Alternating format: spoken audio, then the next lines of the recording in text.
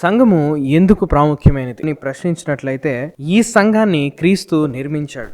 ఈ సంఘాన్ని క్రీస్తు స్థాపించాడు. మత్తయి సువార్త 16:18 పేతురుతో యేసుక్రీస్తు వారు ఈ విధంగా అంటారు, ఈ బండ మీద నా సంఘమును కట్టుదును, పాతాళాల ఒక ద్వారములు దాని ఎదుట నిలవనేరు. ఈ సంఘాన్ని నిర్మించేది ఎవరు అని అంటే క్రీస్తు. ఇంగ్లీష్లో అయితే ఈ మాట చాలా చక్కగా ఉంటుంది, I will build my church.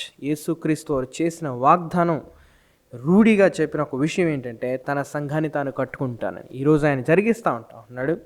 తను చనిపోయి సమాచారం తిరిగి లేచాడు. ఎవరైతే సువార్తని విశ్వాసం ఉంచుతారో ఆ విశ్వాసం, ఆ యొక్క ఒప్పుకోలు ద్వారా దేవుడు తన సంఘాన్ని కట్టుకుంటా ఉన్నాడు.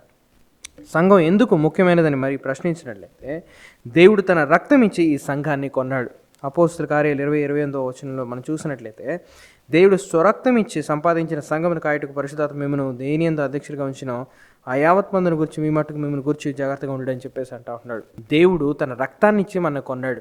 ఇదే మాటను పౌలు కూడా కొరింథీ రాసిన పత్రికలో జ్ఞాపకం చేస్తారు. మీరు విలువ పెట్టి కొనబడిన వారు కాబట్టి మీరు మీ దేహములతో దేవుని మహింపరచునని చెప్పేసి. పేతురు కూడా తన పత్రికలో ఇదే చెప్తాడు, మీరు వెండి బంగారం చేత విమోచించబడలేదు కానీ ప్రశస్తమైన రక్తము చేత మీరు విమోచించబడ్డారని చెప్పేసి అంటాడు. అందుకనే సంఘము చాలా ప్రాముఖ్యమైంది.